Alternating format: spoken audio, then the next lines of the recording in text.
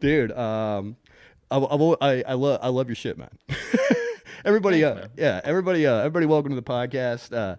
Got a guest on here, very funny, very talented. One of the guys who writes shit that I wish I would have wrote. Handren Seavey, very funny dude. Comic out of Los Angeles. It's weird because I say like that, and then there's like nobody here in the audience. Yeah. But also, I don't. It's weird to say comic out of L.A. because I do. Sorry. Yeah, you're Well, Maine, right? I mean, I was born and raised in Maine. I left when I was 29. Okay. So I lived, except for one winter, most of my life in Maine. And now this is the place I have lived the longest out of anywhere else. Yeah, I had to do the math on that too, where I've lived here longer than because I was born in Oklahoma. Oh, yeah. And I've still got some of that kind of Oklahoma sensibility stuff, but also I wear shit outside of flannel, you know? Especially I went back to Maine, I go, I still kind of like dressing like this all the time. Like somebody, I heard a girl say like so many guys in LA dress like a box of crayons. There is a weakness problem with dudes in Maine, or not in Maine, in LA. Yeah. I have noticed this. Yeah.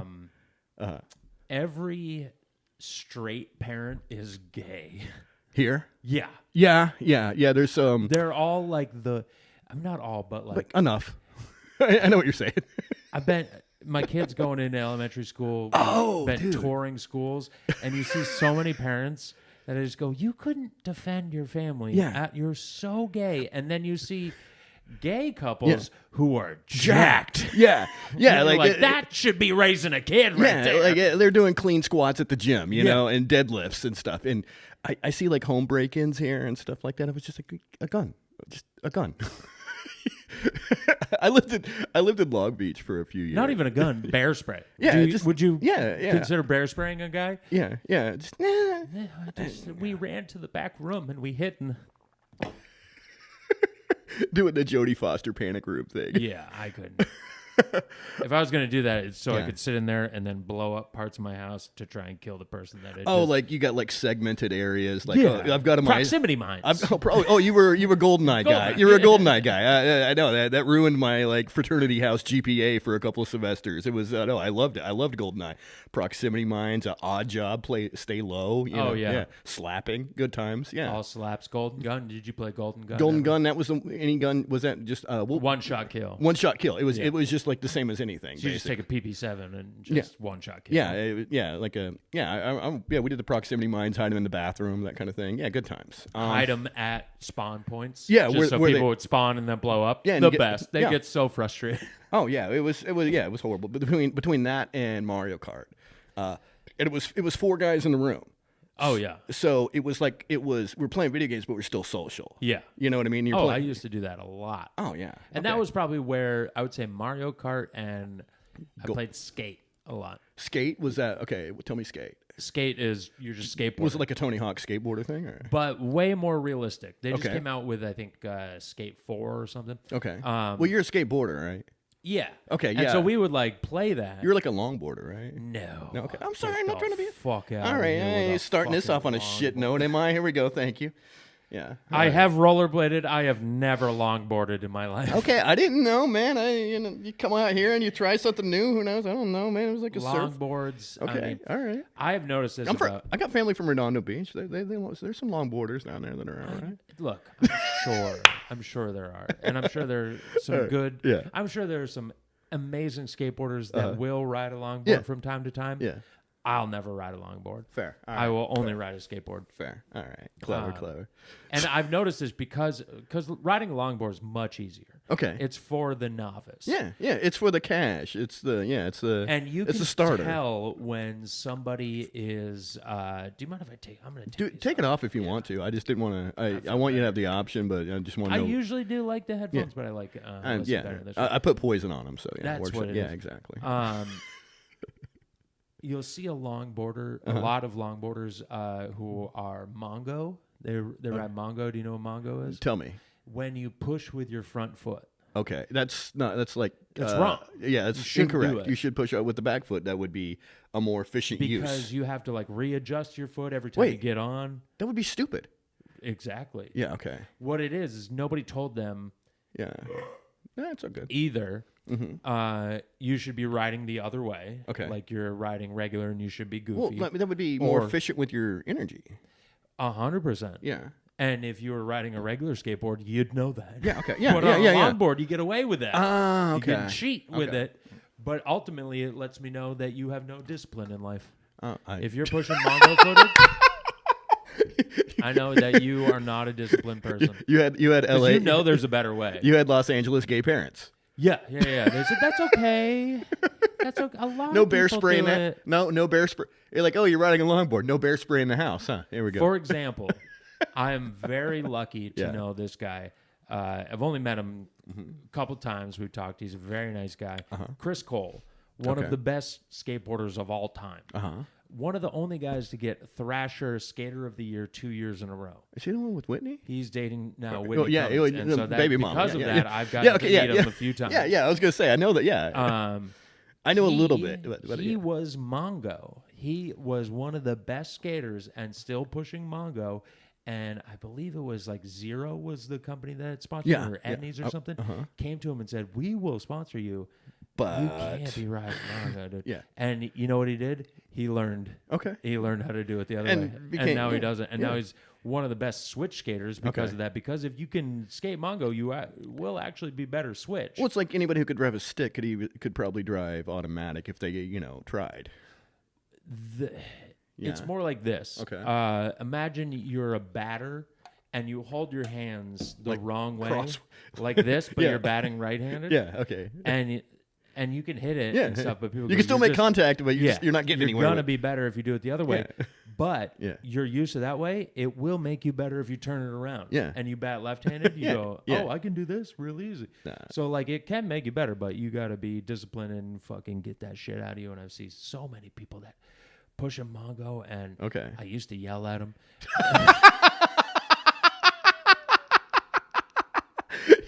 That's funny. Now I let it go. Now in my older age, I let it go. Picking and choosing your battles a little bit more. I still judge you. Do you give like just a sigh? I tell my kid. That is not a disciplined person. Tell your daughter. He's like, you're never gonna date a boy like that. 100%. That would be a good just any kid my daughter brings over is like, this is my boyfriend. I'm like, get on a skateboard right now. Let's see what we do. Let's see what we get. Yeah. We emptied out the water in the pool. Let's get to it, buddy. Yeah. No. So did you picked up skateboarding out here? I'm assuming, right? No, I've been skateboarding since I was like, for real? 5. Yeah. Oh shit. I thought you were like a farm boy and shit. I was. I grew up on a farm. Okay. Yeah. I grew up on a farm too.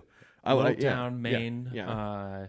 Every town's a little town in Maine. I know a couple of people. Yeah, I mean, even Portland is only about 60,000 people. Yeah, it's like a Portland bus stop. Proper. Yeah. But no, I skateboarded because my older brother skateboarded. Okay. And so I started doing it from probably 5 or 6 on. But because, and this is what I find amazing, is that there are a couple pro skaters out of Maine. Yeah. And unless you have some indoor facility, you can only skate on the streets. You only got so many months. You got pretty much May to like November. That makes sense. And once it gets to October, it gets fucking cold as fuck. Yeah. And you're out skating with like full jackets on and shit. North Face. But the reason why you only get May, like the snow will go away in April, but they won't clean all the sand off the streets until about May. So either you're going in and sweeping up, and like the little town that I grew up in, jumping drifts. Yeah, or just like hard packed ice drifts. Yeah, for sure. Yeah. The little town I grew up in, we had one curb.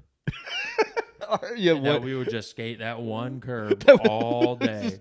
Just doing 50-50. Ollieing off of it. Ollieing off, ollieing on. I mean, it was a high curb. It was at the Grange Hall, Harrison, Maine. You can look this up. Yeah. So it's probably about that high. And so that's a severe curb. 50s on it, or you could ollie onto it as like a mani pad. Yeah. And ollie off, and we would just do that all day, every day. And then there was a skate park about an hour away in Portland that, if we were lucky, we could get one of our moms to give us a ride to. Yeah, just let you go wild for the day, kind of thing. She could go shopping or whatever, and that kind of shit, whatever. Yeah. Makes sense. Then, by the time I was in high school, I was competing professionally in freestyle skiing. Oh, shit. And I didn't go to, but I would train with this ski academy called Gould Academy. Okay. And they had an indoor skate park at their fucking school. Oh, 2 for 1 on that. Yeah. Yeah. And so we'd get done skiing and then just go hit the skate park every day. Yeah. I hope your parents had good insurance, man. I mean, between those two. I don't think they did. I think for a little while they had no insurance. Yeah, and I was competing, and they were like, yeah, don't get hurt. Yeah, just go limp. We can. Yeah. Take a few beers. It'll soften you up when you hit the ground. That kind of thing. Yeah. I had a lot of concussions. Oh, for real? Yeah. Oh shit. From skiing, yeah. Oh damn. Yeah, man. I've only skied a handful of times. I'm sure like New England and that kind of area is like better for skiing. And it is. I mean, there's small more mountains. hills. It's a lot of ice. It's not nearly as good as like out here, or Colorado or New Mexico. I know. That's why I lived in Colorado for one winter. When I turned 18, I graduated high school and was trying to compete. Became a ski bum kind of out there? Or what? Yeah. Well, the year before my senior year, I got 20th in the U.S. Open in half pipe. Oh, so you were legit. You were that was like half pipe. So that would are you talking like snowboarding? Or no, skiing. Skiing, okay. And half pipe. Yeah. Oh, okay. Same thing as snowboarding. Like you're doing tricks and stuff. But I didn't know you could do that on skis. I'm learning something today. It's in the Olympics now. It wasn't in the Olympics when I was doing it. Yeah. Well, it was just like X Games and Winter Olympics don't count. I'm sorry. There we go. There we go. Had a kid. It happens sometimes. No. I don't know why I burped that. No. Burping sexual assault. That's good. It's going to be like one of those little Led Zeppelin things. They play it backwards to find out exactly what you said. Hillary Clinton killed everybody. Well, no, I mean, everybody knows that. I mean, yeah. Welcome to my second guest, Alex Jones. Here we go. Look, I'm a little retarded. It's one of my favorite quotes. Look, I got to know something. And also, I mean, I don't want to go on a tangent here. Yeah, you can go on a tangent. I don't give a shit, bro. It's all right. Except for Sandy Hook. That guy's been right about a lot. Oh yeah, they're finding out. I mean, that was a big miss and it was an expensive one, but he's not far off. No. Yeah, no, yeah. He was talking about pedophile islands years ago. I got introduced to him through Doug Stanhope, actually. Oh yeah. He introduced one of his specials. The Austin incident. Yes. Yeah. He goes up there. If for anybody who hasn't ever seen it, you can find it sometimes on YouTube. It's on there for a hot minute. Then it usually gets deleted. Then another one of Stanhope's Psycho Doug Stanhope, his Psycho fans re-uploads it again, and then it goes and it's a show in Austin and is that the one where like Alex is going off on the person in the audience? Yes, and Doug is going, Alex, just bring me up.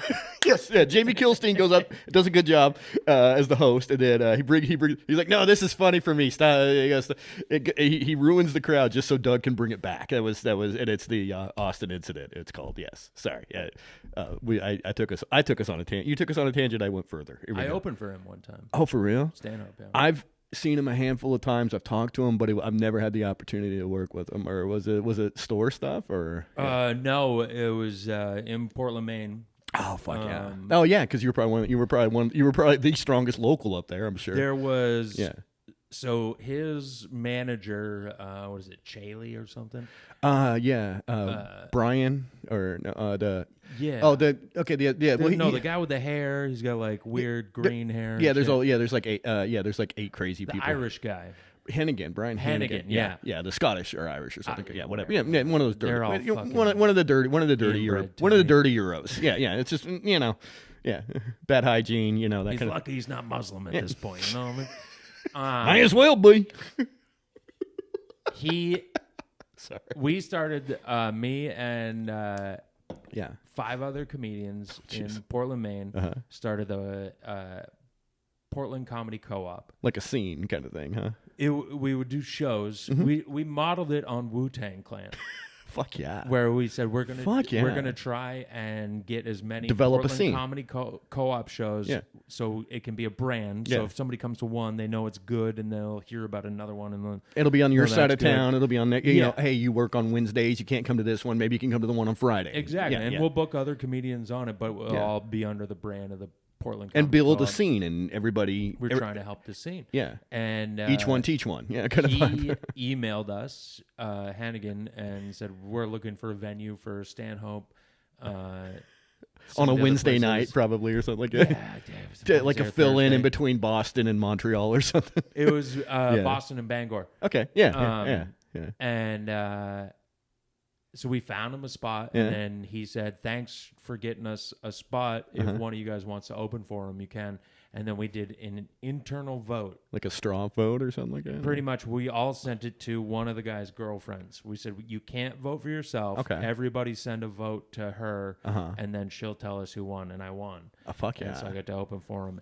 And then, so that was maybe like 2 months out.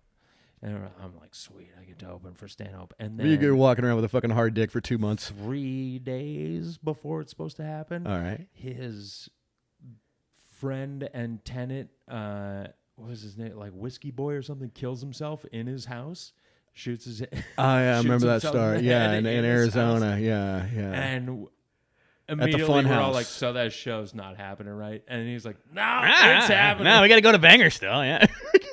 Man, we're still doing Boston. So I end up opening for him like 2 days after his best friend killed himself. And we end up talking out back. Yeah. And it was a great time. He could not have been nicer and better. But also just a Down-to-earth dude. very down to earth, but But it's so weird because to me, he was like comedy Jesus. Like, no refunds for me. That special was between that and Chris was Rock. that the black and white one? Look, no, that was Deadbeat Hero, the one in Seattle. In Norway? No, that was something Burning Bridges in Oslo. Burning Bridges. That one has a line in it for me that is my favorite when he's talking about. He's like, we all got cell phone plans and cable plans. You know, at least black people knew they were slaves. I think he said that in Deadbeat Hero too. Oh no, He's no, got and the baseball jersey on, yeah, and libertarian, and yeah, the beanie. Oh, okay, he probably mixes his jokes. Yeah. He crisscrosses a lot. But anyways, that's one of my favorite lines. Yeah, at least black people knew when they were slaves. You people remain clueless. Yeah, it was. I think it was. God, I mixed up now. No refunds. But yeah, when I saw him, I was just like, oh, you could do stand up like this, because I was always used to like more presentational. You know, where it's just like that. And then he was, to me, Doug Stanhope was like my comedy Jesus, because it was like, it felt like I was at a bar in an airport having a conversation with a guy, and I don't realize he said all the words. Yeah. And I was just like, oh, you can talk about darker topics. You can make it sound like casual conversation. I was like, oh, it opened my eyes. That's when I started doing stand up after watching No Refunds. No shit. Yeah. For me, it started with Bill Hicks. Yeah. Okay, Bill Hicks, great. Yeah. And then Louis C.K. And Louis, then great, I found Stanhope. Yeah. After those two. Yeah. But yeah, he was funny to open for, and he also had a joke of like, guess I'm not getting my deposit back. Just already had jokes on it, like 2 days after his fucking friend killed himself. On the dead guy. Yeah.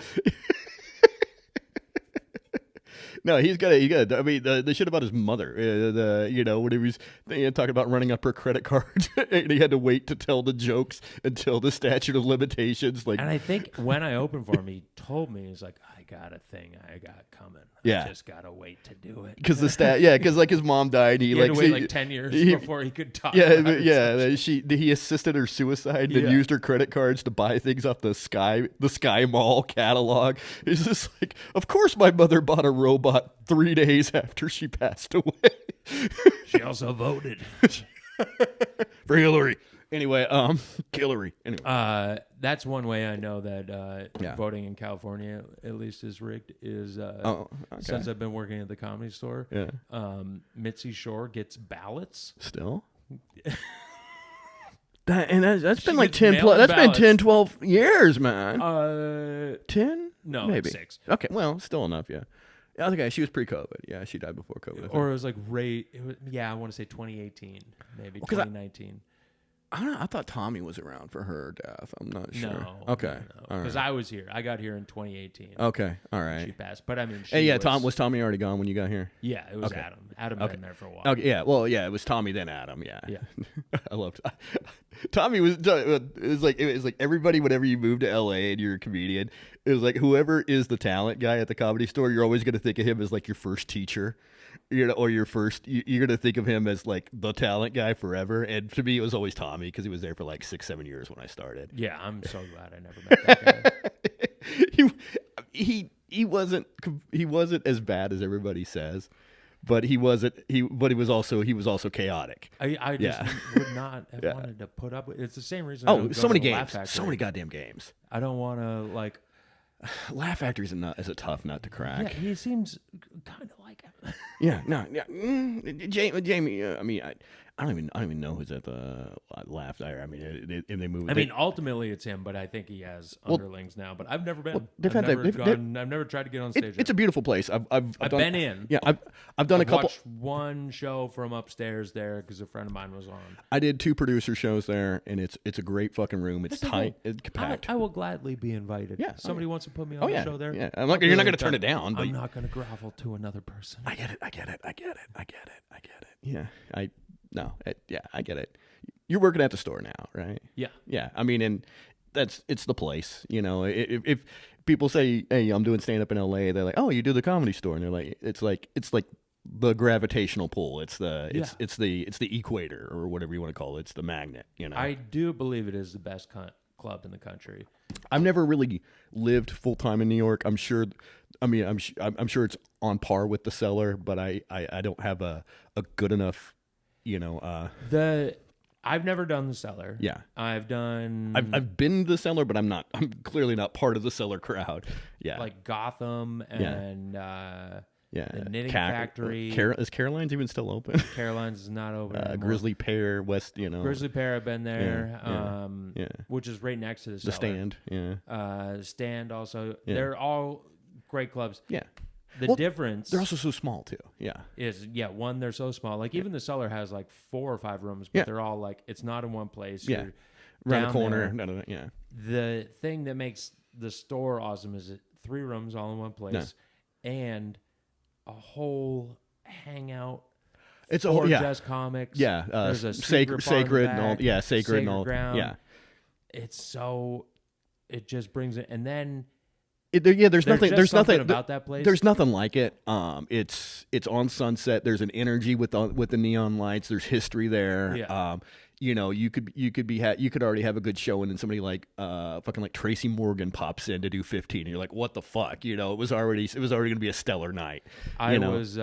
Sebastian has been by recently. Monster. Doing a half hour in the original room just to tighten his shit up. Yeah. Which I so admire him for. Well, all 3 rooms are different energies too. Yeah. But the original room is the most. It's a gym. It won't let you get away with bullshit. Yeah, there's truth in there. And for him to be doing stadiums and being like, no, I want to tighten this shit up. I'm going to come do it here night after night. Yeah. Do 30 minutes. So I'm working in the original room cover booth. Yeah. And he's doing 30. I know he's doing 30, which is 2 spots there. He's taking up 2 spots, but there's, but he's also earned it, and it's worth it. And, and it's also, he calls in ahead. It's planned. Okay. It's not him dropping it's in. Not, and it's okay. It's not him. Yeah. It's not him being an ass. Everybody knows. It just says special guest, but we all know what he's doing. Okay. Yeah. And I said to him, so you're doing 30. When do you want the light? And he goes, 2 before 30.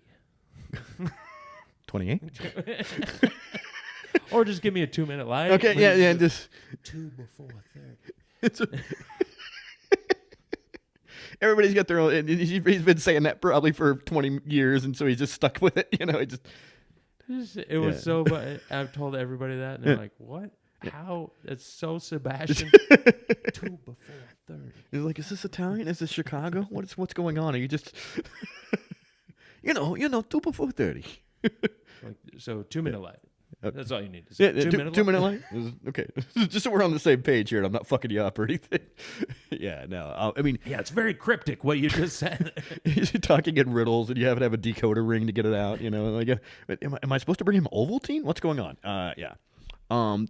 Like all 3 rooms are, in my opinion, are different. I feel like the upstairs, the belly room, is a lot more freer, where you can do a lot more experimental shit.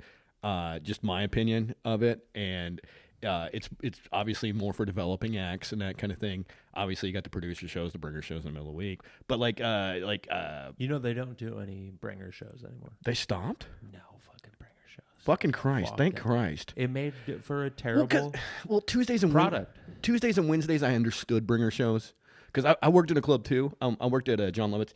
And not trying to brag, but like Fridays and Saturdays, yes, real shows. Club is pushing it. Okay, stop, fuck off, cockbag. No, I mean it turned into a podcast place. But anyway, I don't know. You weren't even around for that. So. No, but I did hear some of those podcasts that like Kevin Smith. Kevin Smith. Oh, Kevin Smith would do it there. Yeah, Kevin Smith was around the corner. Couple there. I talked to Kevin Smith. He was down the street. He was while I was trying to when I was moving my car earlier. Tonight? Yes. No. Yes. He lives around the corner. Oh no shit. Yeah, I'll tell you his address upstairs. Nice. But I'm not gonna. Kevin. I will put me in Dogma too. That's why I got Buddy Christ out front there. Here we go. Yeah. Dogma. I would love to be in Dogma too. Yeah. You see Buddy Christ? Yeah. Reach around there. Yeah. A friend of mine used to have that on his dashboard. Oh yeah, the George Carlin. Yeah, man. I used to do that all the time in pictures too. Oh yeah, because of Buddy Christ. Oh, I thought you weren't just a douchebag. You were doing Buddy Christ. Yeah. Okay, you weren't like Ed Hardy in it up or anything like that or Affliction shirts. No. I never went. You were like the MySpace guy. But here's the thing about photographs, especially like around comics and stuff. Yeah. Nobody wants to look jovial or happy, and when you do, you like look at the picture and everybody's like, and you're like, I'm so happy to be here. You're like, okay, who's the Make-A-Wish kid? But I like it. I like the people because I go, we were all laughing so hard 2 seconds ago, and then they said, let's take a picture, and they all did a mean mug. I just go, no, this is awesome. It is a thing. It's just like I feel like comedians so many of them have like so many complexes. Like they don't want to look like a clown. Even we're clowns. We're clowns. It's what we're doing. We're the fucking jester. We're pointing out shit that people didn't see. And it was just like they want to be taken seriously. It was just like, man, just be in the fucking moment. Yeah. I mean, don't make the funny face at a funeral, but it's fucking. The cross arms and the. It's like, what are we doing? Prison? What are we doing? Prison shots here? Are we with the Aryan Nation or La Raza or some shit?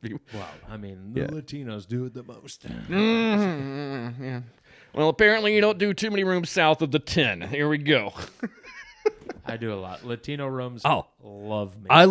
Dude, that was one thing I learned out here. Because I talk like a redneck a little bit. I don't mean to. It's just like booze starts coming out.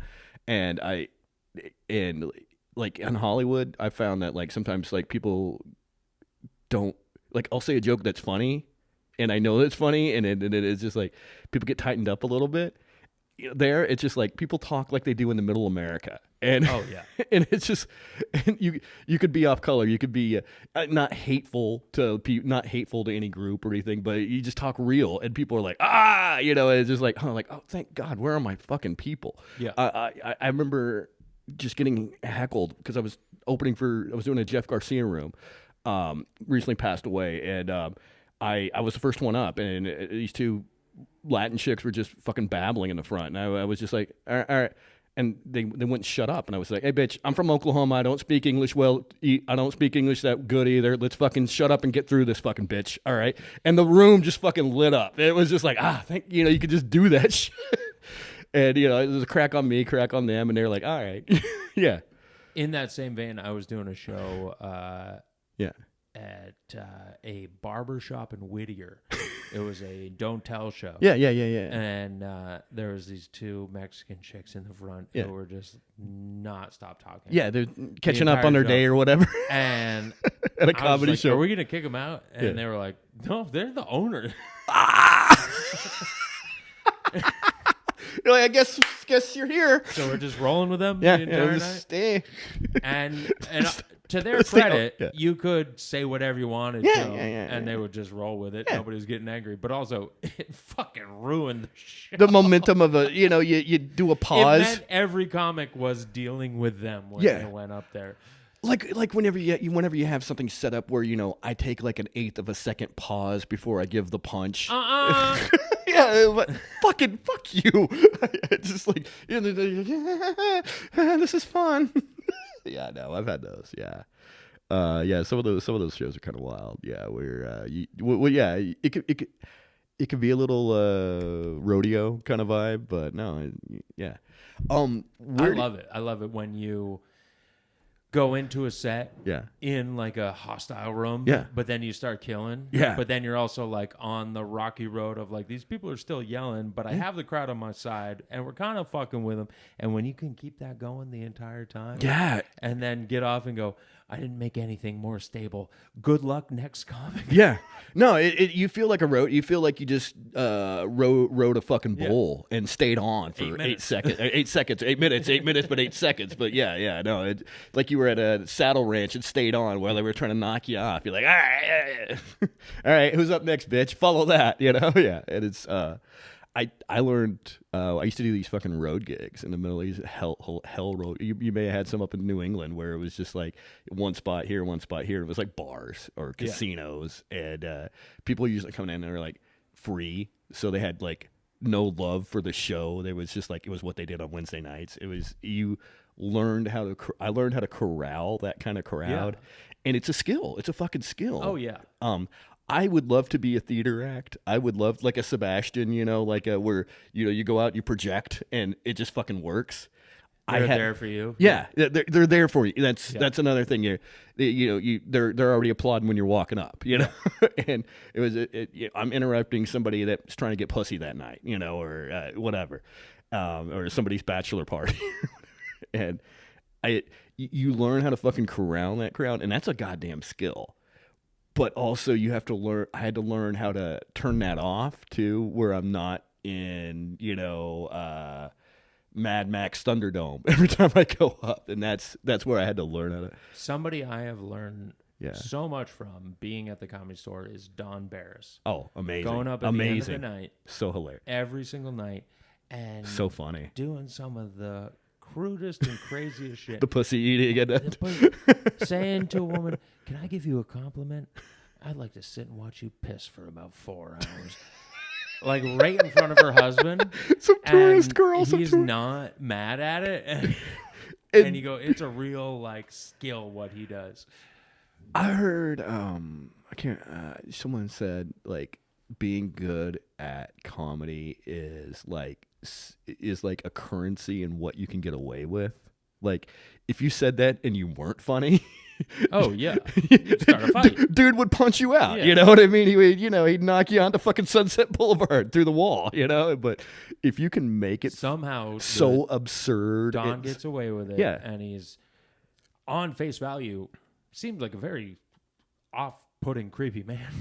Very pale. Pale, bald. Big mustache. Oh yeah. That's been a new look. The Thai chicks to the railroad. Yeah, and the way he dresses with the a button-down shirt and shorts and boxing shorts or whatever. Yeah, but he gets away, and I've learned so much from that. And I take it to the stage when I go up because it's always in the original room, and then when I go up there, I go like, anytime I'm like maybe nervous about something, I go, think about what Don Barris does. What would Don do? Not even what would Don do. What can Don get away with? Yeah. Why am I nervous about what I'm about to say? Yeah, it's there's like a permission between when it gets late like that. It's like we're all on the same fucking team and that kind of vibe. I do like that energy when it's late night, kind of. It's the best. Some of the spots we get are the TBD spot right before Don Barris. I love getting that spot.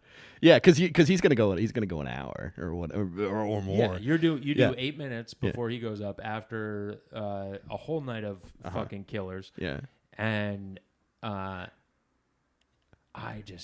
crowd is down for whatever, and so you can just go up and not be nervous about anything, and just do your set, and you're fucking killing with them.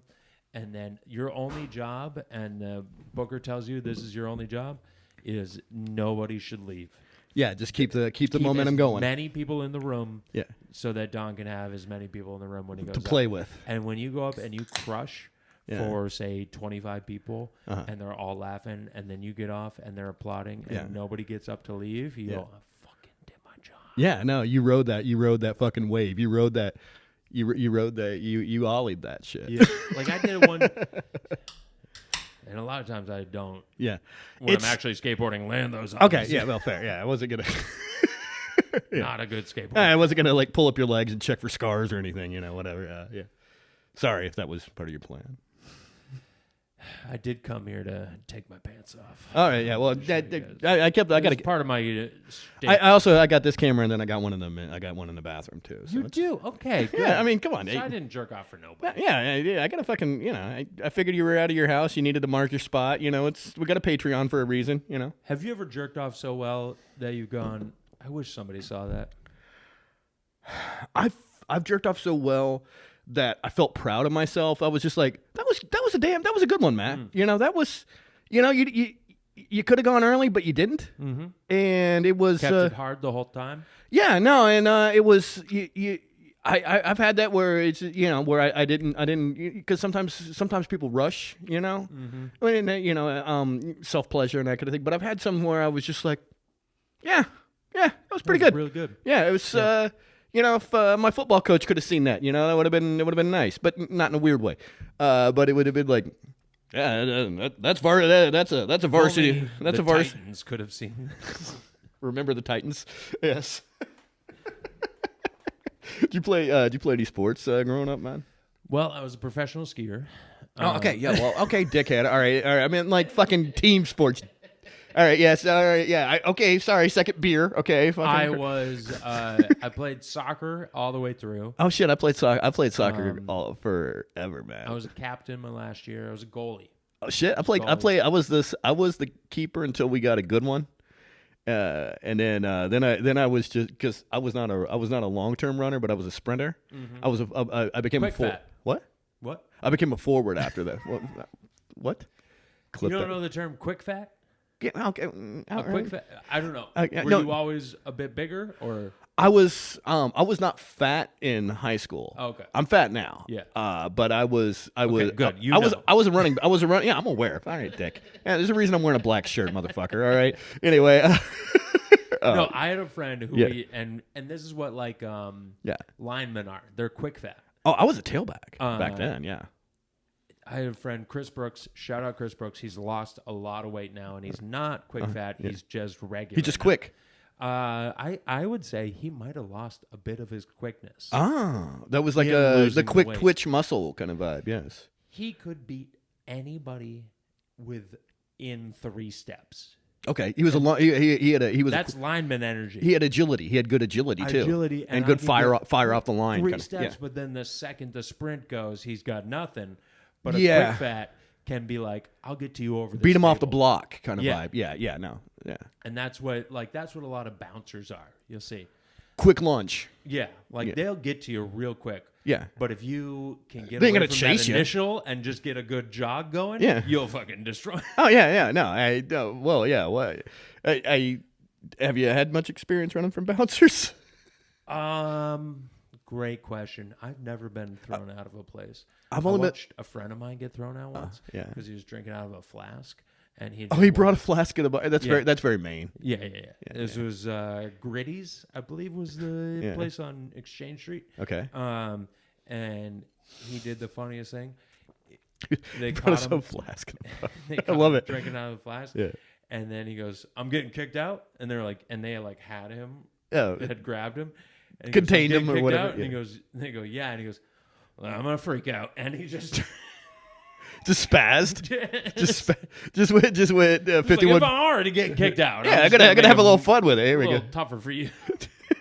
If I gotta leave anyway, fuck it. I've already.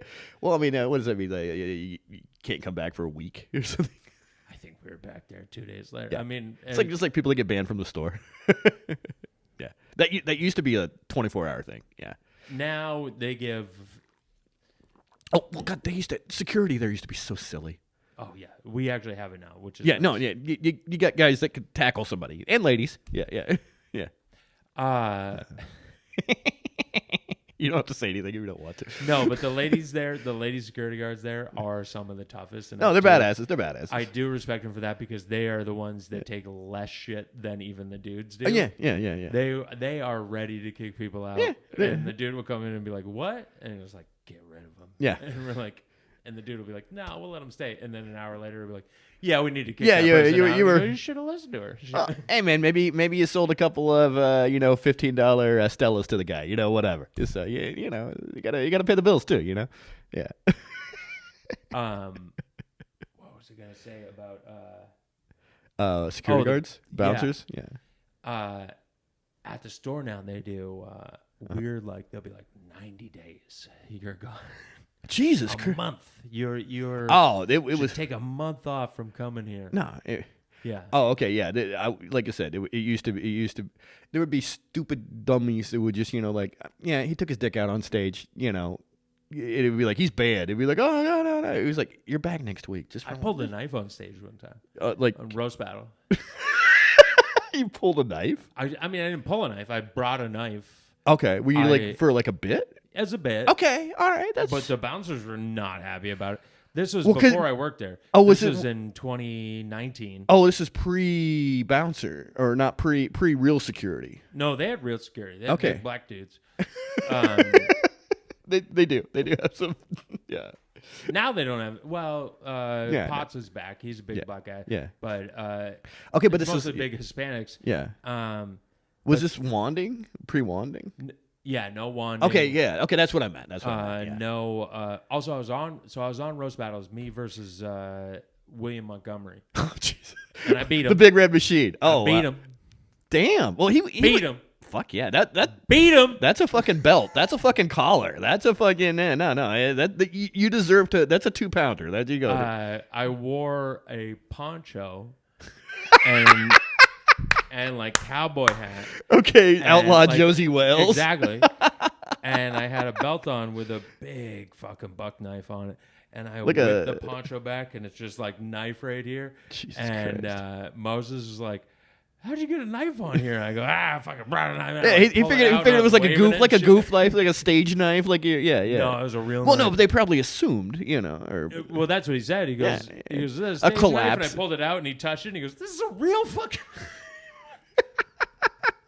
And I put it back, and we did the roast. I won the roast, and I got off stage. Well, there was a bouncer right there going, "What the fuck are you doing? Yeah. Give me that fucking knife." Well, because that place is it's like people that are watching a fucking like a dog fight. You know what I mean? It's got a weird energy in the fucking roast battle. No, he was so pissed, and the manager was like, "What did you do?" Yeah, I go, "It was a joke," and he goes, "Give me that goddamn knife." Yeah, you can get it when you leave, and they didn't even kick me out. They just said, "They didn't kick you out onto it. You can get it when you leave." Were you able to get the knife back? Yeah. Okay. I still have the knife to this day. Good. You fucking wave it around at the neighbor. Now, wave it around at kids that are doing Mongo shit. Now I work there, and I walk in every day with a knife on my keychain, and nobody stops me because I work at the goddamn comedy store. There we go, man. You can find Handren at 8801 Sunset Boulevard. I'm not even sure if I got the right address anymore. I believe it's like 8401, I think, or 07, whatever. Something like people got phones; they'll figure the fucking 8440. It's 8,000 something. I remember. Yeah. You know what it is. The comedy store. You know what it is. It's the only place that's still open on Sunset Boulevard. Yeah, no, it's weird times, man. It's I gotta ask, man, how had you all? So, like, you do good long-form content, but you also do killer short-form content. Was that something you aspired to do, or just kind of like morphed into it through COVID or something like that with the your talks and walks? Or I don't know if you're even using a selfie stick, but it's fucking killer. Some of the shit you put out there. It's like your work. I can tell you've got really strong premises, and I'll tell you what I do. And have a unique POV with it, yeah. Because I've told a lot of people this, and some people have taken the advice, and some people haven't. I want to say now, what are we in? Well, because you put so much shit out, and it's fucking impressive. I want to say 2.5 years ago, I had started doing these walk and talk things. And some of them went well. And are you like pushing a stroller or walking a dog or something? A lot of the time pushing the stroller. Okay, that's good. Pushing the stroller and walking the dog. Yeah. Because I usually, like, when I started, my daughter, who was like 2 at the time. She was a COVID baby, I remember you saying. She was a COVID baby. She would be taking naps in the stroller. So I'd be walking the stroller for like an hour to an hour and a half. Yeah. And I would write and stuff, but I felt... writing is good, but also you want to... I'm not putting things out. I'm not perpetuating myself, not getting bigger. Figuring out how to shave the syllables off of a fucking phrase or something like that. More, I need to have a career.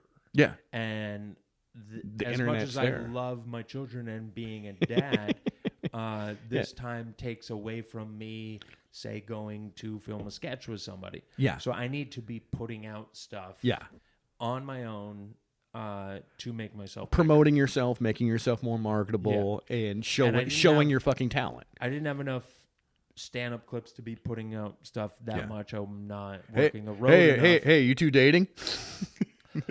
Well, but like like I just didn't have enough like headlining shows where I could film and then get content that wasn't material to put out. So I go, I'm going to start doing one of these walk and talks, which is basically a stand-up premise that I haven't worked out yet, and I just do like the basic premise of it.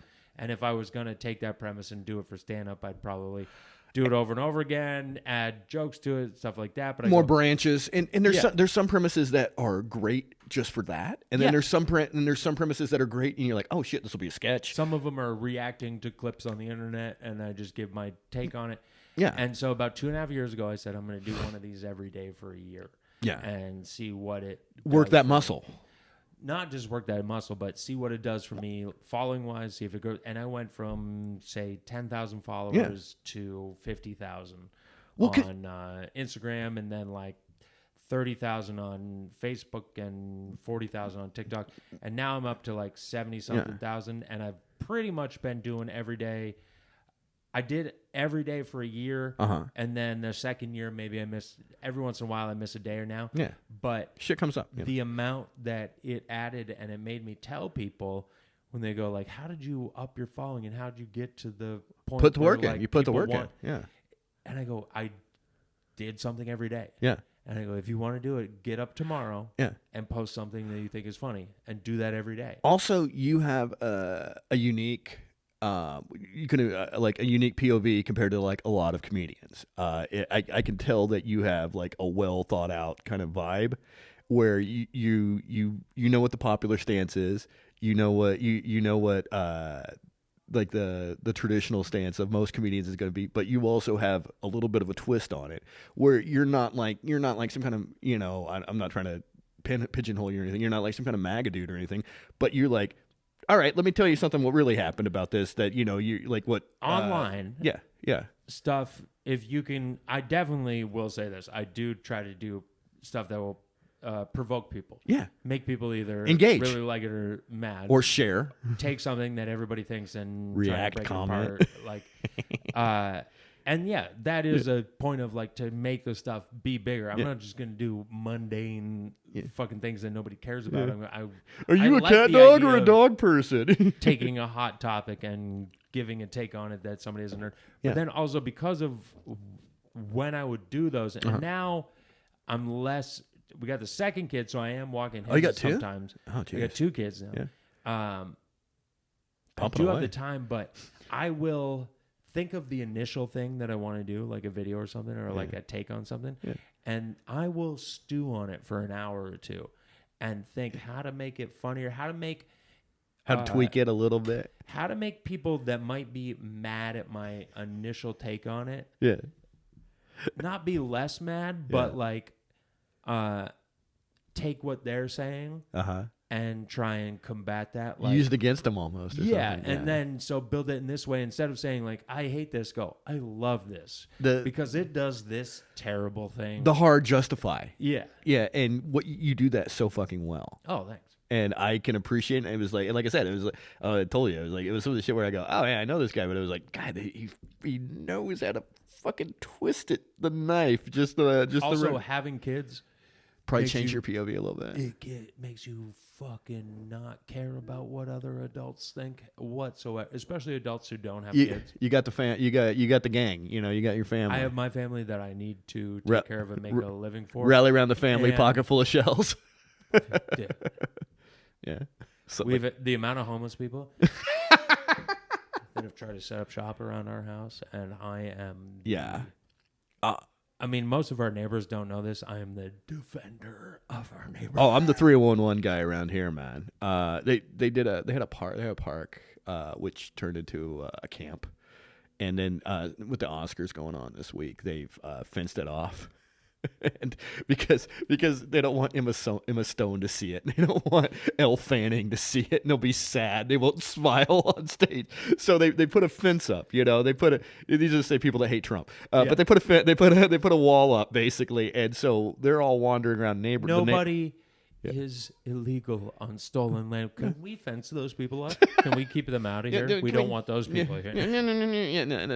And it was just like, and so they're like wandering around the block now, and I'm just like, they're like sleeping in bushes now. And they're gonna be back in a week.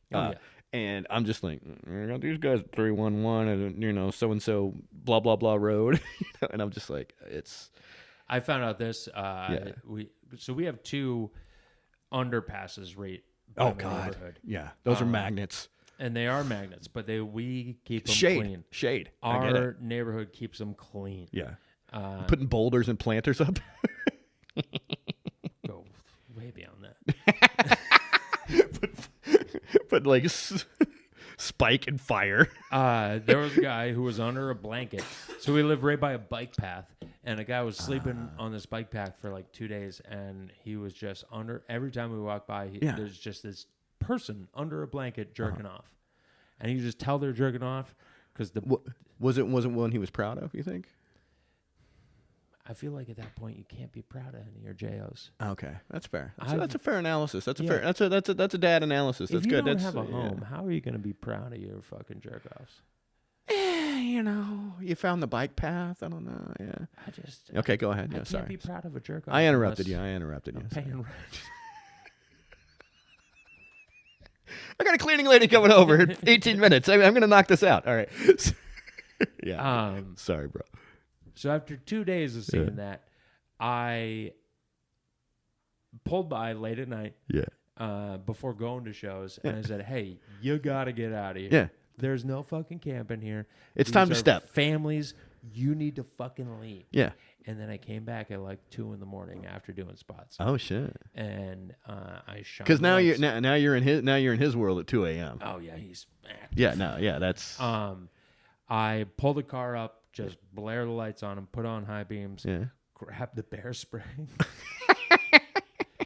Got a little Maine in you still. I get out of the car and I walk up to him and I go, "Hey, you can't be here. Yeah. You have to." It's time to step. As I'm saying that, he pops out of that fucking blanket and comes right at me. He's like, "Ah!" Boom, bear spray to the face. Yeah. He wasn't there the next day. It works. Yeah, that's all I'm saying. I got attacked one time. I don't know if you ever seen, like, if you ever been to the Hollywood Bowl, you see like a cross. Oh yeah. So I was at the Hollywood Bowl. My buddy, it was the guy who was on the podcast last week, John. We go to the Hollywood Bowl, and I was just like, "Hey, that cross looks dope." And he was just like, "Hey, you want to walk up there?" I was like, he knows the ways, and so we go up there, and looks cool. When you get up there, camp. Really? Yeah. Up there. Yeah. And like if you do Runyon Canyon, there's people walking in and out, that kind of thing. If you do Griffith Park, there's people walking in and out these popular hiking trails, Culver City Steps, whatever. You go up there, there's no traffic, and there is. We go up there and we see like this because I want to get like a cool picture with that cross. Not like super religious or anything, but it's kind of a dope thing. It's also crazy when you come over the 101. Yeah. Coming into Hollywood, you see Sodom and Gomorrah. a giant cross on the left-hand side of it. And it's lit up at night. We're just trying to save this place. We're doing what we can. We're not Brazil, but we're doing what we can. We don't have the, Christ the Redeemer kind of thing. But so we go up there. It was afternoon, 1 o'clock, something like that. And then there's a crazy homeless woman up there, and she's just like, and we see her and we're like, okay, she's harmless, And she's like, she's like, leave him alone, leave him alone. And I thought she's talking to us. And I don't think anything of it. We turn around and her boyfriend's got like a shovel or like a quick, like something that you would use to dig trenches kind of thing. Like you would step on kind of thing, like a gardening thing. Spade, yeah. And I also call a spade a spade. Well, also it was the guy holding it too. And didn't want to say it, but whatever. You led me that way. Anyway, and so we turn around and we're like, what the fuck? So we turn around and we're like sprinting down the thing, and he's following us for a little bit. I'm like, John, go ahead, because I had a metal water bottle. And I go, worst case scenario, bash him with it. Well, I'm gonna do what I can, And we get down and we call LAPD. We're like, yo, we just got chased by a dude with a weapon. What was their response? Well, 32 minutes after they picked up. And we weren't doing, we were like, yes, we're out of harm's way right now. But still, this is up here. And I'm like, this was assault. This was assault. This was a guy chasing us with a weapon. And other people are stupid enough to walk up there because there's a cool thing to see up there. And I'm just like, well, they're like, well, you're away from it now. I'm like, yes, we're away from it now. I'm like, they're going to go after other people too. And they're going to. Shit. And they were just like, well, it sounds like you're fine. I'm like, Christ, yes, fine, yes. Not arguing with it. And I'm like, and that's why I'm like, oh, the crime rate's down. 36 minutes to answer a fucking phone call. because they don't fucking take the... Anyways, I got to take a leak. Can I take a leak? Yeah, take a leak. I'll do my ad. How about that? Guys, this works out. Yeah, you know where it is. The lights are... You'll figure it out. Guys, just want to let you know, we don't do a lot of ads on this show, but want to let you know about something new. Good Feels. They are a THC-based seltzer drink. They use all natural flavors. There's 0 alcohol, 0 sugar, all natural ingredients. My favorite, they have 3 different flavors. My favorite flavor is the blood orange. Definitely recommend that. 0 calories, 100% vegan. Check out the link in the description here. Also got a special deal for you. If you sign up with the promo code for the show, it helps the show out, and you get 20% off. You can set up subscriptions if you like it, and I think you save money on that. There's also gummies. Definitely check it out. They're top of the line kind of stuff. If you're into that, use the promo code OVPOINTS, OVPOINTS, from Good Feels, and it helps out the show. Have a good time with it. But definitely check that out, and love to hear you. They also have some of the prices. They may look a little wild, but they are in 6-pack, 12-pack, and 24-pack options. So definitely check it out. Come on back and sit down whenever you're ready. OV points for the promo, and plus you get the promo code if you subscribe. I think it's if you do like multiple things. But check out Good Feels for any of your THC-based seltzer or gummy needs. Thank you, Good Feels. You give good feels. Hey, that was perfect, man. Nice. A nice piss and ad. Here we go. How about that? That felt so good. Yeah. The beer running through. Do you good to rap, or what do you think? You want to keep going? What's that? Oh, what do you say we spark a joint? Yeah, let me grab an ash. Do I have an ashtray here? Was that good? Keep going. Question for the producer: do I have an ashtray? I got one here. Here we go. I would like to say that on behalf of it is Women's History Month. I don't think we should have Women's History Month. All right. I'm ready. I'm ready to hear this one. You are proposing that we end Women's History Month. Was it February? No, February is Black History Month. Okay. And then conveniently, almost some might say spitefully, I'm starting myself. The very next. They really like to lump themselves in, don't they? Nobody remembers it being Women's History Month until about 2020. I didn't even know about it. I mean, maybe 2021 even, when all of the George Floyd stuff fucking popped off. Oh, this is gonna be good. And they came around to Black History Month. Okay, yeah. All of a sudden, The very next month it needs to be Women's History Month. Yeah, they're kind of looping themselves in a little bit.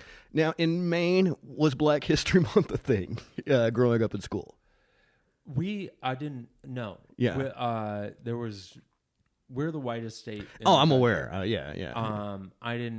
I remember the first time I met a black person. I heard about it in the thing. Yeah, tell the story if you don't mind. Yeah. Well, it's just because I saw it on this grade, special. Yeah.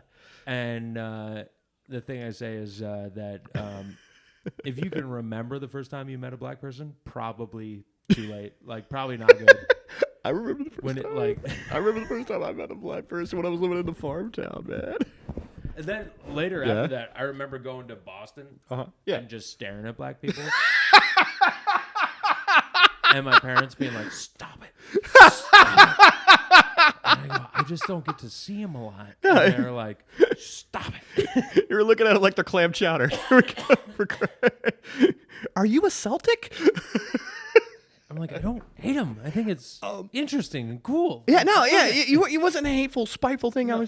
I remember the first black person because it was like a farm town where I was. It was a suburb of Tulsa, which was like 500,000 people, but like we lived, and we had it was called like a Baptist home. It was like for people that were like trying to get adopted, like what are they called? Orphans. Orphans, yeah, and not everybody was black, but. They had black people there, and I would probably say like every class probably had like one, like every sixth grade, seventh grade had like one or two black people, and usually half of them were from the Baptist student home. I remember this kid. I don't want to say his name, but I wanted to touch his fucking hair, but also fifth grade, sixth grade, whatever. This is not me at like 25, and just because it was different, and I was genuinely intrigued, and I didn't think of him as less than. I was just like, wow, that's not like what I have. That's fucking it's something different. Yeah, it's something different. And where I grew up, like to have anything different was awesome. Yeah, and I'm sure if I was in, the Sudan or some shit like that, people would be like, what the fuck? Have you ever seen videos of white people going to... Well, I mean, I haven't seen it come back now. Just fucking around. But they go, white. No, but and with how white where I grew up was, I mean, God, yeah, it's not a good look. Be like, I'm black. I saw one. I got one. Hey, cross this off. Got it on my bucket list. No, my regular co-host, black dude, he was talking about whenever he went to Busan in Korea, and it was like you hit that if you need to, whatever. Oh, yeah. I got the da-da-da.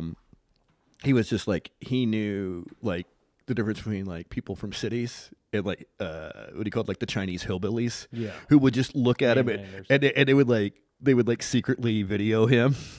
They would just be like, treat him like it was like oh, it's the story of the Negro on the beach, and because he's like a tall black guy, and they're treating him like he's fucking National Geographic, And it's lack of exposure, and I'm sure you were probably the same way, where you weren't like, you're like, this is different. This is not like what I see at my house. This is not what I see at my school. But all right, what's up with this? And that's a natural curiosity. It makes you realize the difference between ignorance and like intolerance. Yeah. Well, because like I was also because ignorance is not necessarily the same. Yeah. Ignorance is not necessarily malicious. Exactly. It's just, I don't know. It's I don't know any better. Yeah. And you're curious because you're ignorant. And sometimes people get mad at ignorance like they're an intolerant person. And that's what bugs me. It bugs the fuck out of me where people just, the keyboard warriors, I call them, and it's just like, and I'm like, you would be doing the same fucking thing if we weren't videotaping every goddamn. And especially because some of the most ignorant people are black women. You've had a lot of problems with customer service. You've had a lot of problems with customer service, I can tell. There we go. He's had to deal with some city agencies. There we go. If there's more, had a lot of problem with parking tickets. Have you had a lot of parking tickets, Handren? If there's one group of people that have not had to interface with other groups and actually find a common value, it is black women. Stop. Jesus Christ. You're a fucking mess. Okay. But we all know it's true.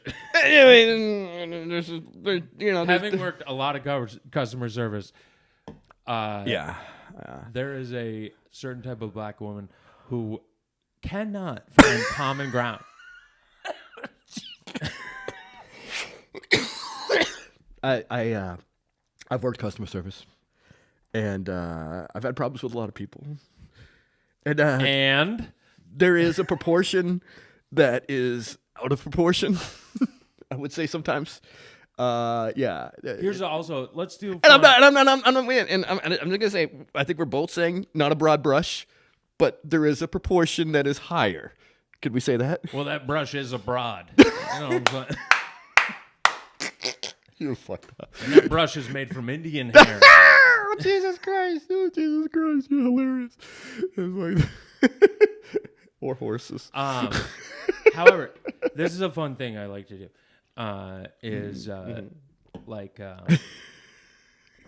Having come from such a white place. Yeah. And it's kind of like I get to come into, especially a place like Los Angeles. Oh, yeah, which is... And just see what I see and go, let me just call it like I call it. Yeah. There is a type of hot black woman. Oh, yeah. Who is into a nerdy white guy. I ran into one the other night. I have noticed that throughout my livings in life, that there's a certain type of black woman who loves a skinny, nerdy white dude. No, I had that the other night at my local spot over here. She was from, I can't pronounce the name, but okay, you know where Ethiopia is? The country? Yeah, you know, or Little Ethiopia. No, not the neighborhood, But she was from the next country over. It was called Eritrea or something. Eritrea. I can't say it. Yeah. I couldn't even say it in front of her. But and she, just the fact that I knew that, she was just it was just like, number off, and it was just like I wasn't even trying. I was trying to watch the fucking Lakers game. Okay. And, I want to say that is not what I'm talking about. Okay. All right. That is not a black person. That is an African. They're different. You're talking. Okay. Jeez. Talking all right. American black. Okay. All right. Jesus. Good Lord. Okay. All right. Yeah. There is a American she black spoke chick. Good English, though. I mean, she'd been here for like 20 years. Sure. No, dude, I'm just telling you what I'm saying. No. Yeah. And I get what you're saying, and I get that attraction. Okay. Yeah. That is okay. That's not where you're going with. Okay. That is a foreigner. Yeah. No, there is. I have seen that where I know several hot ass. Okay. Yeah. Type of black chick that any red-blooded American. Yeah. No. Yeah. Not just that. Okay. Any NBA player would constantly hits them up in the DMs. Yeah. And they choose to date a nerdy white guy. No, because that's what they're into. Yeah. And it blows me away when I see it. And I go, I remember seeing the first one. I go, she's an anomaly. Yeah. And then I met the second. Yeah. And then I met like the fifth. And then you're like, I said it on stage. This is a subculture. And people clapped. They identified it. It's a subculture. It's just subculture. Yeah. It's like, okay. It's like of hot ass black women. Yeah. It's like who could get any black man they wanted. Yeah. And they're into nerdy white dudes. Yeah, like it blows my mind. Looking for the next Mark Zuckerberg or something. I guess I don't know. I don't even think I'm looking for I don't know. Yeah, man. I think it's a physical attraction. Okay. Yeah, they're just into that type of guy. Oh man. Yeah. I mean, I would love to ask him deeper, but yeah, that's a you gotta work your way into that conversation. You can't. Because you can't I think open. What you're saying you can't open they're with gold diggers. And no. I was not. I don't agree with him. Okay, you son of a bitch. How dare you? How? And I'm glad you pronounced it with a hard D. There we go. Thank you. But no, I think because also several of these women that I've known are successful in their own right. Yeah, they handle their own business, and then they find somebody who's Yeah.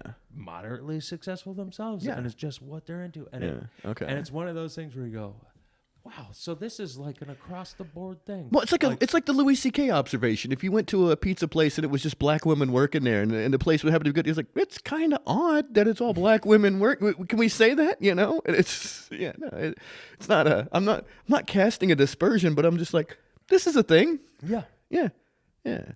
Is that fair? No, that's completely fair. Yeah. And but the thing is, if you look like you or me, and you bring it up, people go, "Not cool."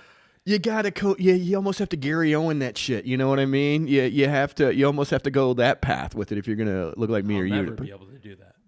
I would love to see you. I would love to see you as Gary Owen. That would be fucking. That would be racist. That would be a hate. Me trying to be Gary Owen would be the most racist shit you've ever seen. That would somehow be. Ben Crump would probably protest that. We are not going to let one of our brothers be disparaged by this man, Handren Seavey. It is an assault to the culture. It is an assault to no.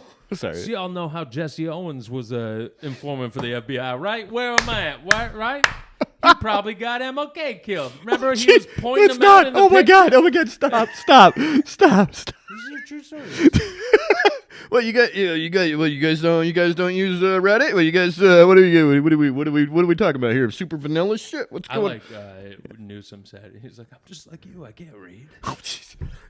God, what is here's the fucking thing about Newsom. He could just be a pretty boy and shut the fuck up. But he keeps opening his goddamn mouth. He could be Christian Bale, American Psycho, and people will be like, yeah, okay, I'm good with that. But he keeps talking. I'm like, shut the fuck up. Yeah. I think even more, and this is what shows you how. He's so dumb. He's so dumb. Well, how bad he is at governing and talking, and if anything, he's gotten by him. Yeah. Every single advisor of his has said in an interview, "Stop moving your fucking hands." I haven't known it. Oh, he cannot. He's like an Italian, huh? Not move, and he's like Sebastian up there. He's like Sebastian, almost detached. Yeah. From even what he is saying. Do you think it's like a nervous? I haven't known. Is it like a nervous energy? You think, or he's just like trying to? Is he trying to do like a 3-card Monty where he's distracting you from what he's saying? What it makes me realize is that people like that are not even as dedicated as good stand-up comedians are, because he would watch video of himself and go, "I got to stop doing this. I got to stop doing this." Yeah. And he's such a, and every politician in this way is that doesn't get better at what they do. Are such pathologically thinking just whatever they do is amazing. Is golden. That I don't even need to watch back. What I just did was awesome. Okay. And it's like somebody, hang on, you're doing it right now.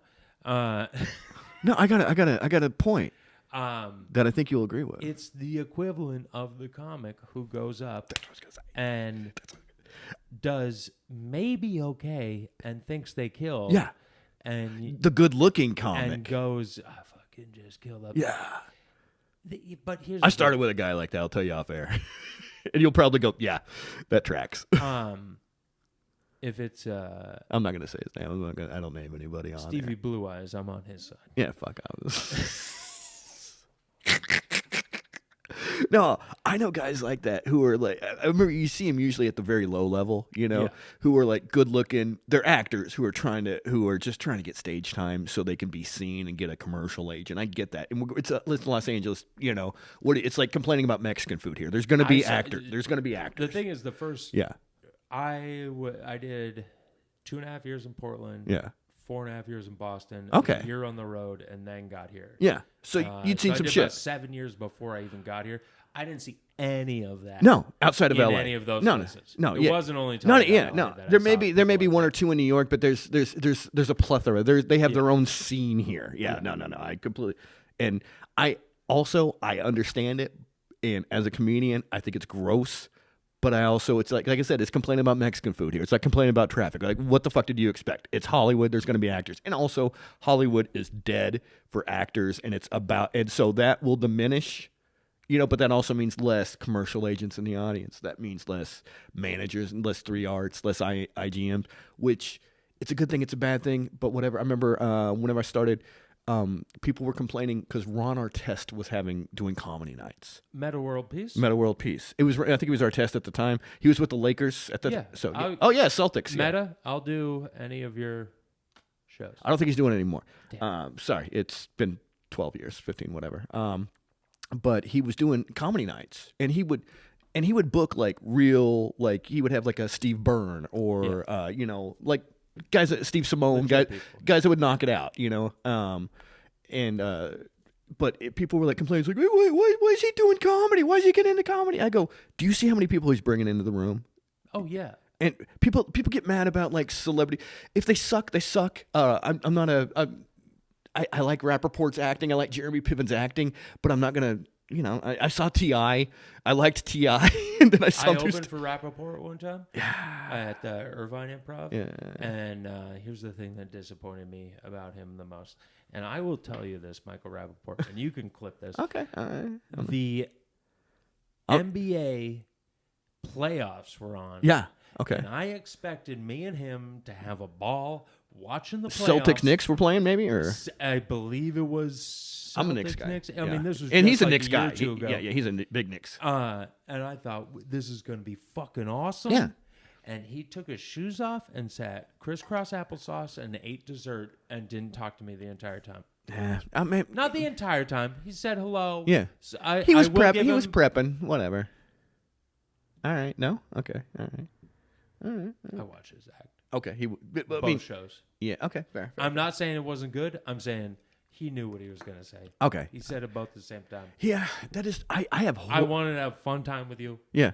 You had the opportunity. You had the opportunity. I don't give a shit about Israel, Palestine. Yeah. I wanted to have a fun time with you.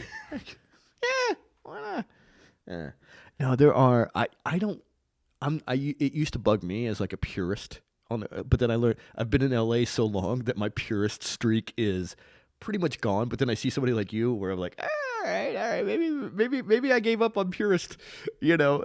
What do you mean by purist? Where I'm just like, there shouldn't be any actors on the show. It's taken away. It's taken away from the shit. I don't agree with that because okay. Especially like say at the Comedy Store or even doing something like that. Yeah, you're like an MMA fighter that comes up and tries to do stand up or something like that. Makes me look great. Fair enough. And also, like I said, I had to learn. Okay. Go ahead. The other night at the Comedy Store, I'll give you an example of why this is awesome and why it should be an inviting place. Yes. To do that, where big time people get to come up on stuff like that. Yeah. I'm there. Craig Robinson is doing a half hour to Love close Craig. out this show called Keys to the Store. Yeah, he signed that poster actually. Oh, fuck yeah. Yeah. Keys to the Store is Avery's Pearson's show. Avery, super funny. It's a very fun musical Playful comedy show. Yeah. Go get tickets for the next one. Yeah. Craig Robinson. Yeah, he's perfect for that. Doing a half hour playing piano. Playing to get the keyboard going. Yeah. And guess who? So he's in the back hall, waiting to go up. And guess who walks into the store? Liberace. Too Short. Oh, Shorty. Oh, he's back. He used to come out. Yeah. Too Short. Blow the whistle. Hang on. Life is too short. Too short. Short walks in. Yeah. And Craig is in the back hall. Yeah. Starts talking to him. Yeah. He was supposed to go to the main room. Yeah. He wanted to go see some show in the main room. Oh, this was upstairs. No, this was in the original room. Oh, this is in the OR they were doing Keys? Oh, I figured that was a main room show. Yeah. Sometimes they do it because it's a big stage. It's a musical show. Yeah. At 7 p.m. in the OR. Fair. Yeah. There's only a few outside shows, and kind of that's an outside show, but yeah, also Avery's. But it's Avery. He's doing a real show. Yeah.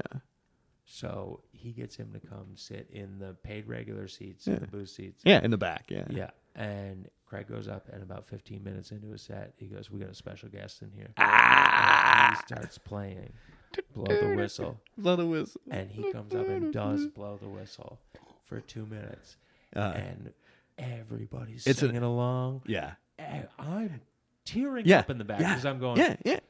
God, fucking 14 years of hard work and getting to be at this place that I am right now and getting to witness this and be in the fucking just in the so booth, many goddamn cool getting moments. to go up after Yeah. words and say to both of them, that was fucking awesome. Yeah. And not be a weird fucking Yeah, guy and in the yeah, audience. it's a normal. It was what a normal person would say. It's so nice One to of be the able to talk most like that. And so in that sense, I say it is kind of cool that they are inviting to that celebrity to come in and be like, John Mayer, I got to see John Mayer do stand up, and I watched one of those marathons with him and Chappelle for like 2.5 hours.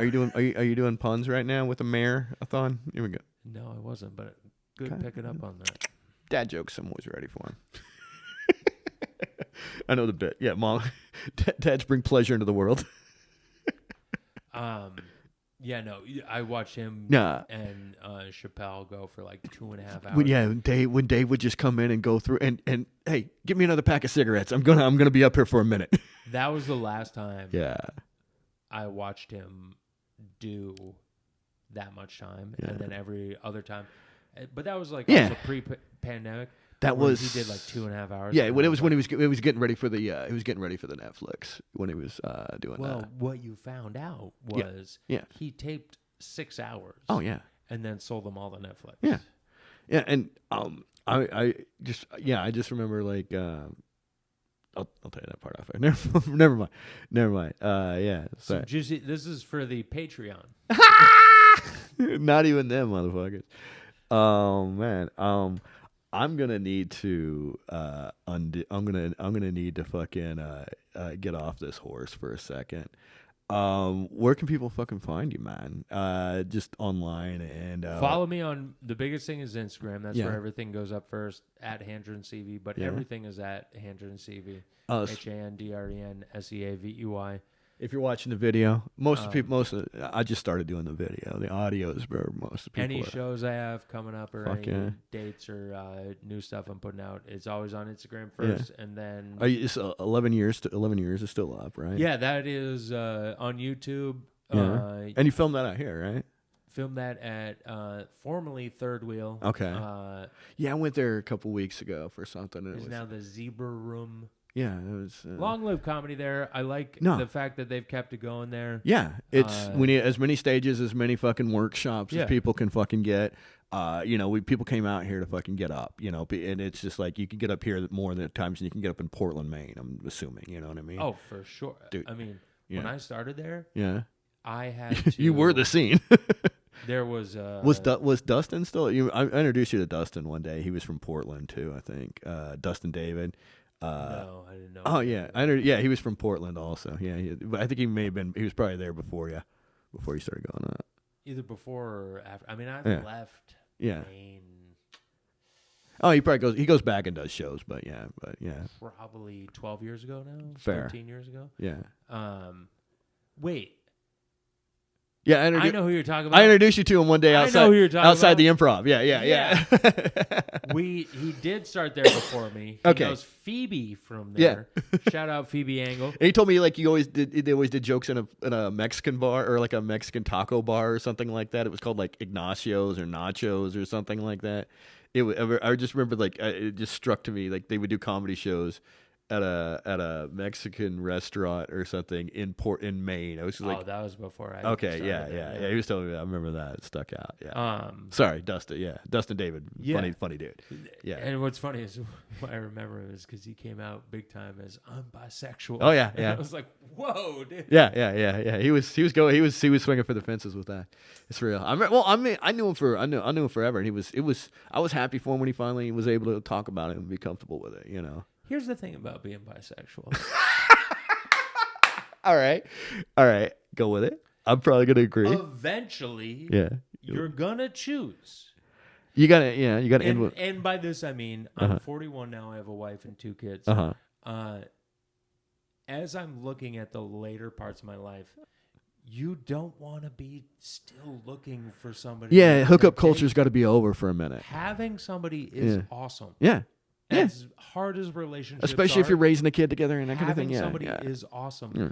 And so for bisexual women especially, you probably want a dude.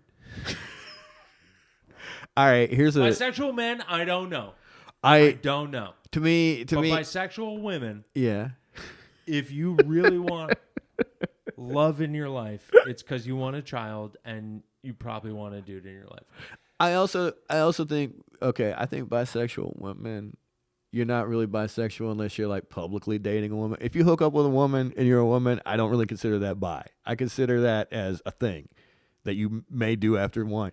If only guys got that type of yeah, you cross that bridge and you may date him. I just sucked a dick. Yeah, it was just like you build a million houses and you suck one dick and you're yeah, that kind of the one I'm talking about, that joke. No, dude. I don't know what you're talking about. Okay, fuck you, fucking leaving me stranded like an asshole. All right, yeah, you can see why they ran you out of Maine, motherfucker. Funny, well played. That hat with those sunglasses, you look like you're on a ship. I'm not trying to, and the kind of thermal long sleeve. It's just like you look like you're working on a ship right now. I would like to say this with I didn't realize. It's not until I see it on camera that there might be like a little stain right here. No, I don't. The stain is. I don't see this. I don't see a stain. This I secretly stole from Howard Kramer. Dragon Boy Suede. Dragon Boy Suede left this in my car. It fit me.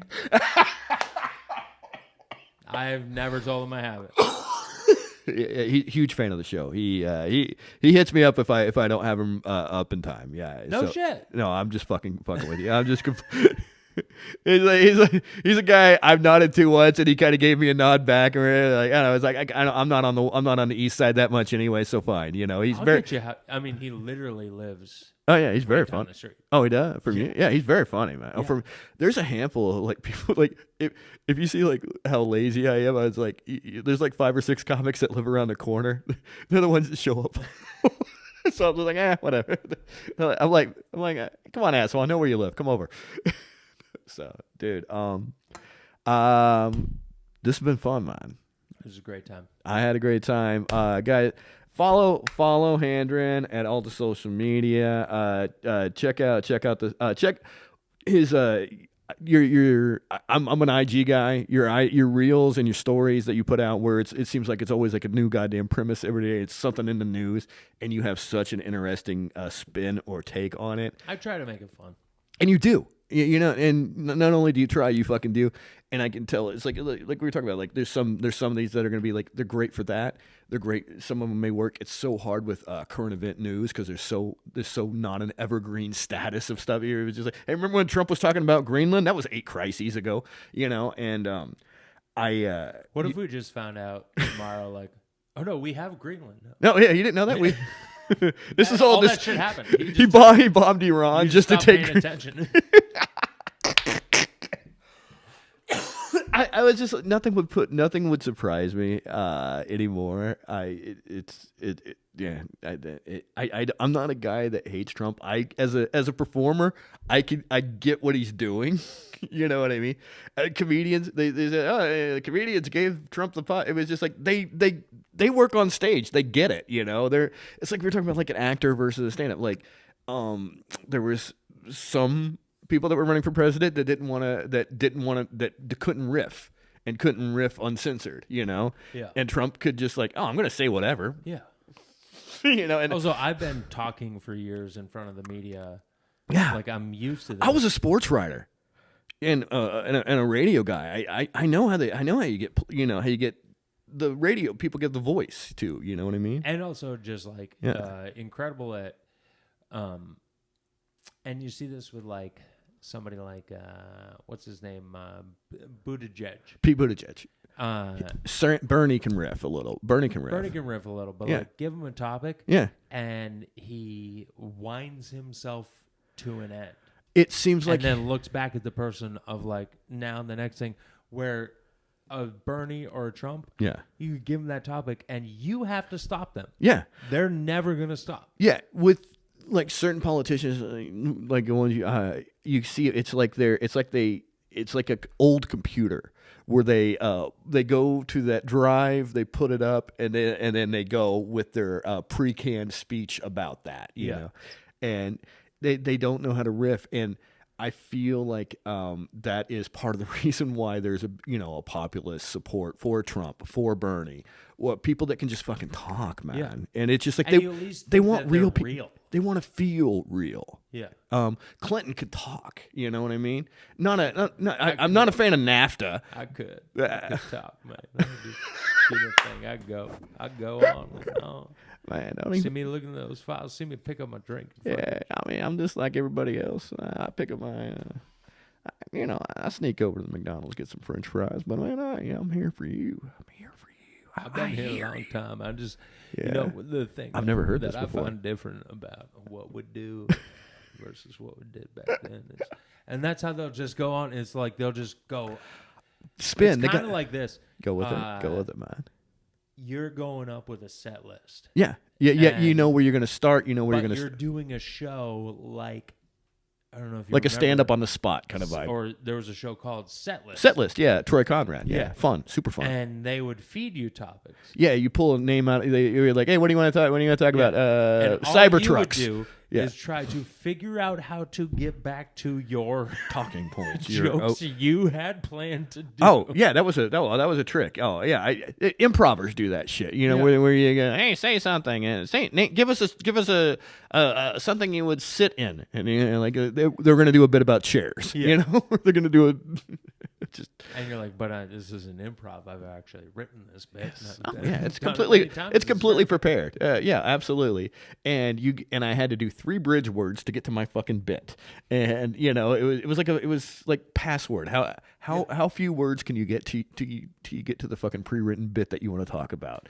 Hey, can somebody give me a food? That kind of type of food. You're going to do a bit about Mexican food, but you're going to let them pretend that they're part of it. Yeah. Oh yeah. I do a thing like that right now. Where I say it's kind of LA local a little bit, but I've learned how to do it other places where I go, it's my grocery store. I need to figure out what grocery store I need to go to. Where do you guys go?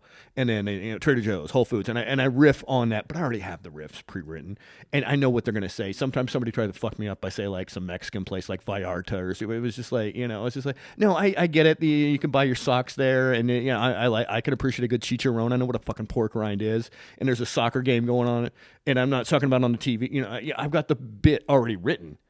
I have that for several bits. Yeah. Where I give it out to the audience and have already but here's the thing. Yeah. The first time you did it, you had maybe 1 response ready.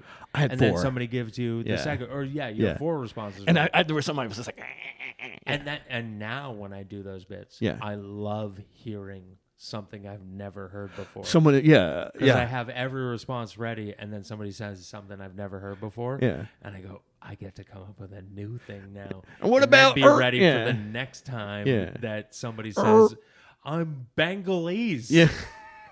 Exactly. And you're like, all right, okay, you're a fan of Joe Burrow from Cincinnati. I get it. All right. Boomer Esiason, I don't know, whatever. It's a good riff on Thank Bengal. you. Thanks very much. Bengalese. I fucking hate Chris Collinsworth when he's in the playoffs. You know what I mean? Here's the thing with that catch. He's leaving him strung out to dry, and they're like, "What's the name of that truck?" Yeah, I'm trying to do a Chris Collinsworth. Thank you. Because a lot of comedy podcasts love Chris Collinsworth imitations, especially when they're that shitty. Thank you. I would have gone with East Pakistan. East Pakistan. That's what Bangladesh used to be. Okay. History. All right. Yeah. I'm talking to my audience. I know what my fucking audience. And I'm talking to the Bangladesh. Yeah. Somebody goes, I'm from Bangladesh. I go, you mean East Pakistan? They go, oh, you know. Crowd work. Take that, Rife. There we go. Dude, I can Matt Rife the world. It's been fun, homie. Great time. Handren Seavey. Handren Seavey. Is it Handren? Yeah, if you have any complaints, just address it to Handren Seavey. Also, but do it publicly so he can make you look like an ass. And sure. Exactly. Do you have a website or everything just socials? No, I just got everything socials. Any tickets I got for shows, it's going to be on my link tree. You can get through. Oh yeah, just so you go. Yeah, link tree, but go to TikTok, go to IG, Instagram, figure it out. I don't trust a comedian who doesn't have an expired website? I think I have several. mattisfunny.com was one of mine because I remember that one. I think I actually still own Handren Seavey. I think I am being billed for it. Yeah, but if it's up there, it hasn't been. Yeah, no, I just do my. It's really just a portal to some fucking Ukrainian slot machine. It might be a link to a special I did. Yeah, that's very. Oh, okay. I stand by the material. But the video quality. Okay, yeah, terrible. Yeah, no, terrible. Yeah, no, yeah. I'll tell you some of my good racist jokes off air, guys. Thanks for listening. If you like the podcast, subscribe, hit like, send it to a friend. That's cheap. That's free. It's for free fun for poor people. That's what I like to call my podcast. Stolen from a Doug Stanhope line. Thank you very much. I got the Patreon if you want the episodes early and without ads. That's what I got for you. Follow Handren on everything. Obnoxious Valid Points. Thanks for listening. And yeah, thanks.